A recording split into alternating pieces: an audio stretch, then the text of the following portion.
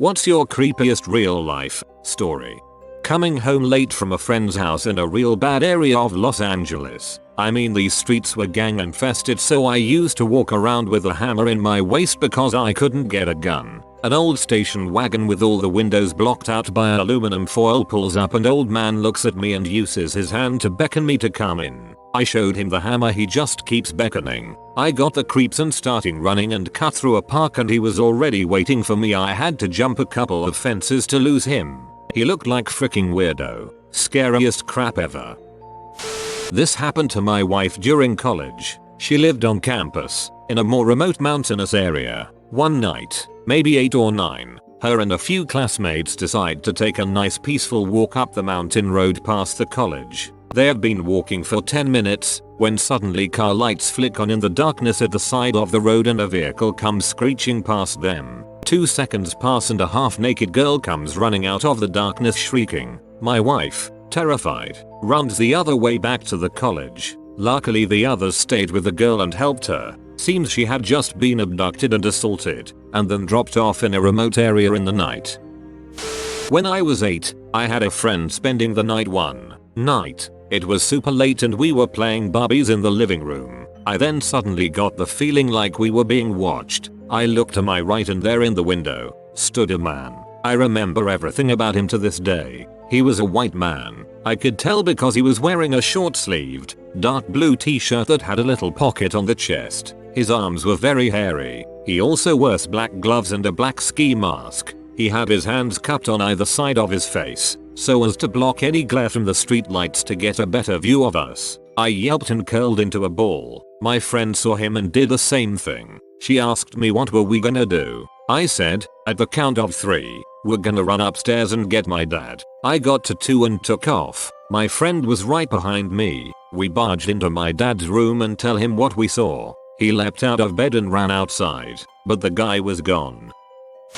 When I was in like 4th or 5th grade, I lived with my mom and her GF in a 2-bedroom apt. Well, we had strange things sort of happen around the house, but I was young, imaginative. Well, one day we woke up. Well, rather my mom's GF woke up and soon I was being shaken awake. What the frick did you do to the kitchen? I was like, I stay in my room pretty much all the time. She yanks me out of bed and drags me by my arm to the kitchen. My mom is standing in the doorway of their bedroom right next to mine. I look and see cocoa powder all over the counter, like Nesquik crap. Now, we were pretty freaking poor back then, like, my meal at school was 75% of what I got to eat in a day. I swore up and down I didn't do it, but as I got closer there were little handprints all in the cocoa, smearing and smacking it everywhere, on the cupboards, the fridge. It was on the floor even, with little footprints. My hands were clean, my feet were clean, but I was the only child in the house, and they sure as heck didn't think someone broke in, or heck not even a ghost. I got a pretty good spanking for that. Frick you, ghost. At about 2 AM our neighbor rang our doorbell and was banging on the door. My dad opened the door and she said something about her brother, who was mentally handicapped, murdering her parents and locking her in the closet. He thought she was just having a nightmare, but it turns out she was telling the truth. Cops were called. The guy is in the insane asylum now. Neighbor still lives in that house. I was walking with my older brother one night. We were returning from a game he had. He was probably 9-10 at the time. I was maybe 10. We were approaching the apartment building I live at, and we saw a figure. He was probably the size of an average man. Not surprisingly, the darkness conceals his upper body, including his face. We stopped dead in our tracks. Usually security guards patrol the grounds at this time, but their rounds start at 11. This really shouldn't have scared us, but he started to run toward us. I mean sprint. He was running really fast at us. My older brother screamed at me to run. He chased us for an entire length of a street, until my older brother told me to go under a fence that is arching above the ground. Perfect for our sizes. We were scared shitless as we saw him try to climb over the fence, but luckily we were very close to home. A week later, we found out that a child went missing the night after we escaped. To this day, the child was never found. Alright, this happened a couple of nights ago. I know this is going to sound completely fake, but I swear on my soon-to-be child that this actually happened. It's around 12:30 and we're hanging out around my town. As a group of college kids, there's not a lot to do at night around where we live, so this is pretty much all we do. Anyway, what seems to be out of nowhere, an extremely drunk man comes stumbling towards us. He asks us, "Can you help me find my house?" This guy is wearing freaking overalls and a trucker hat. And that's it. So, already sketchy. I'm about to say no when one of the girls we're with says, "Yeah, sure, we'll help you find your house." Frick. So now, we have to walk this guy all the way to his freaking house. We begin our walk, and all the way this guy is stumbling along the street, telling us all the kinds of alcohol he has at his house and whether we want to come drink with him. We try to change the topic, so I ask him, "So, what are your plans for tonight?" And his answer scares the crap out of me just thinking about it.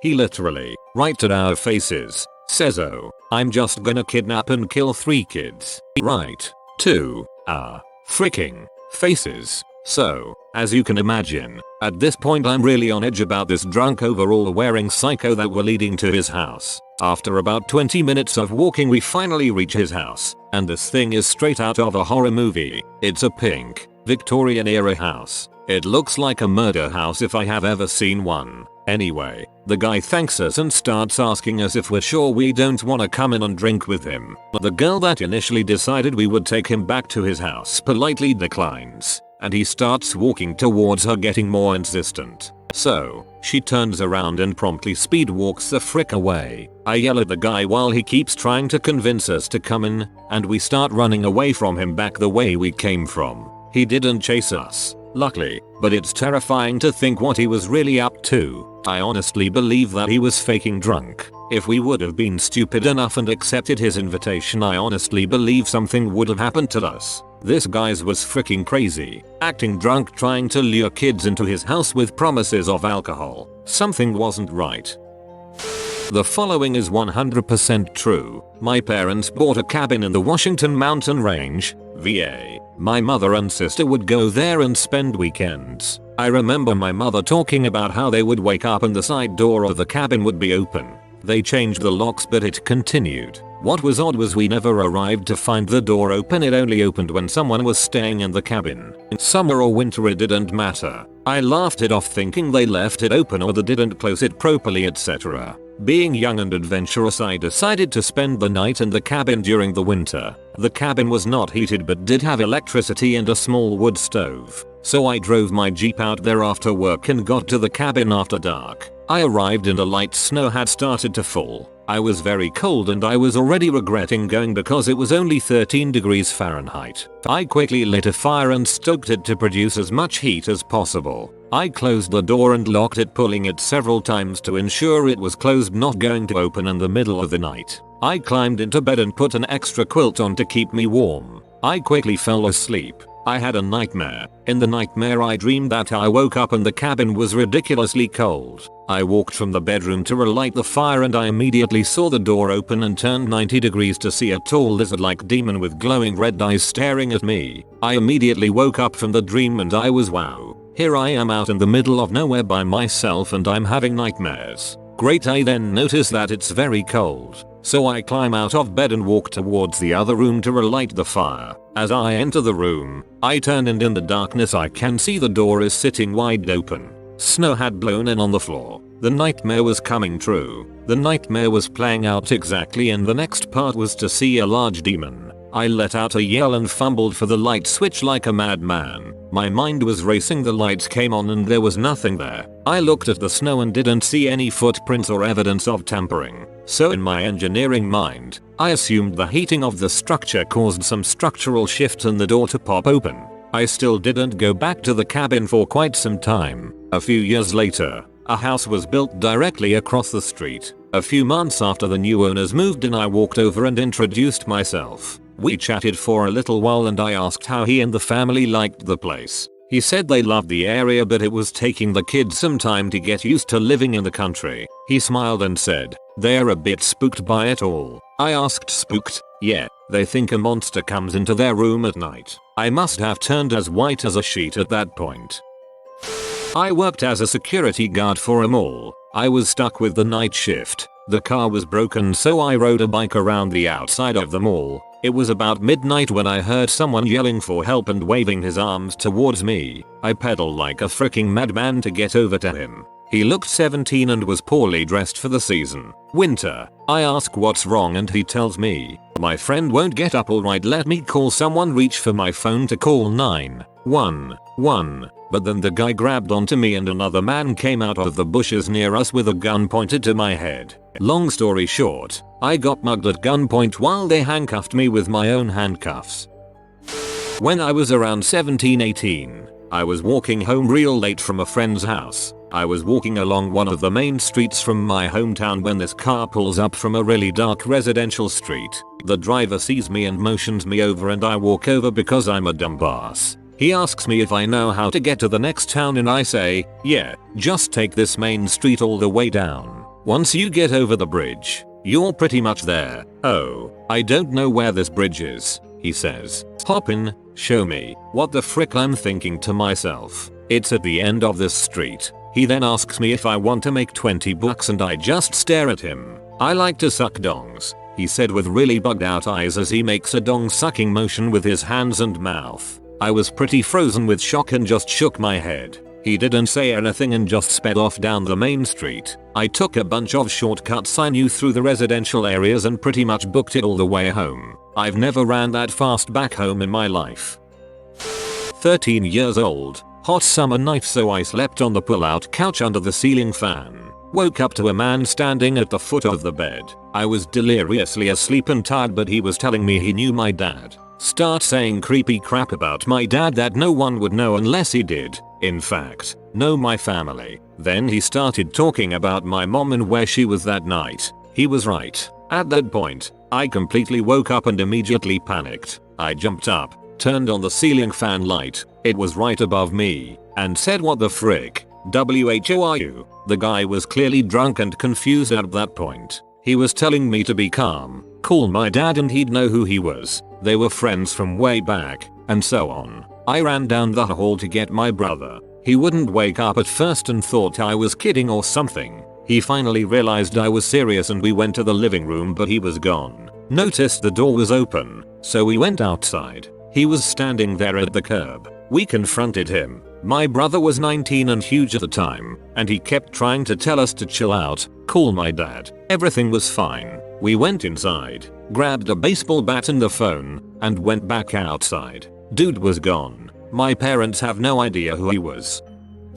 I was at the Grand Canyon a few weeks ago, camping in a tent with some friends. Around 11 o'clock, I was still awake but everyone else was asleep, and suddenly some women started screaming from what sounded like a few campsites over. They weren't joking around or they were very good actors. They sounded terrified. They screamed for about 10 seconds. At first 2 or 3 of them, then eventually just one. The screaming stopped and I heard someone much closer to our tent start running. Then a car door slammed but the car never started. No one else woke up and I was too scared to move, even to get my phone. I didn't fall asleep until the sun was coming up.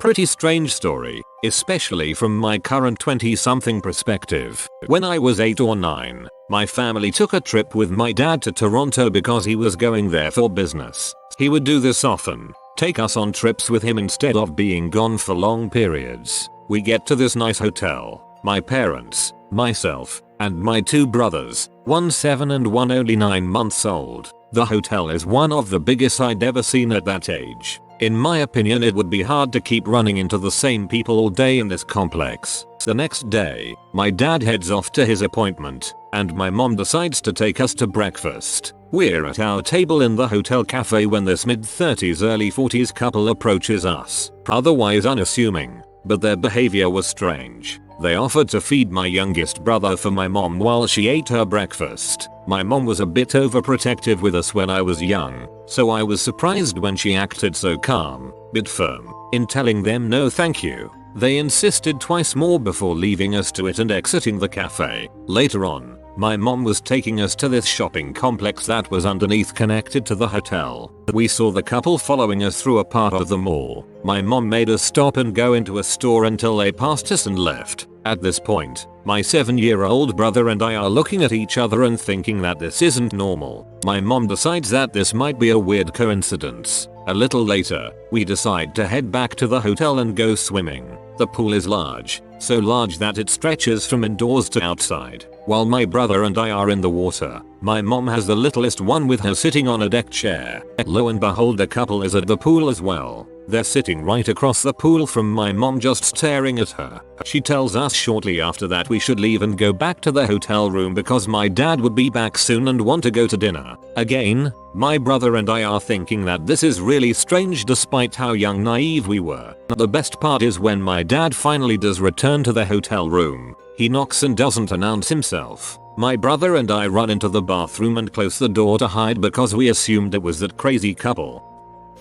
Growing up, my family lived in a 2-family house on the 2nd floor in a Boston suburb. The layout of the house was this: the front of the house was the living room, the middle was the dining room, and the back was the kitchen.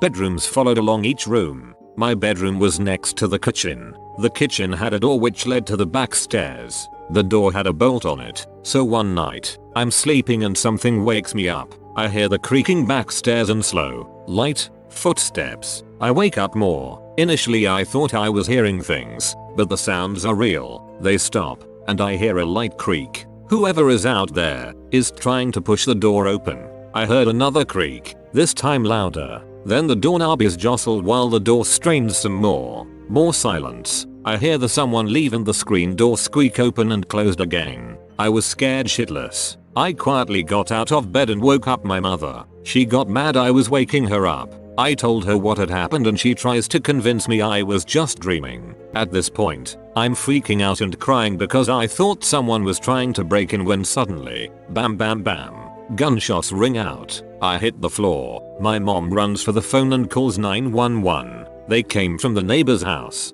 The police show up. The neighborhood is lit up with blue spinning lights and the cops are yelling at someone. We stayed far away from the windows on that side of the house. After a little while it was quiet, so my mother went to look out and see what was going on. The police had a guy handcuffed and on the ground. The police entered the neighbor's house only to find the person living there was shot dead. We later learned the guy that was shot was sleeping. When the burglar broke in, he woke the guy up. The guy living there got up to check on the noise and got shot by the burglar. SHHH. Like this video, but quietly so you don't wake up the sleeping papa. If you are new to the channel, you can subscribe. I publish new videos every day. Until then, check out another video, or don't. Either way, have a great day you magnificent people.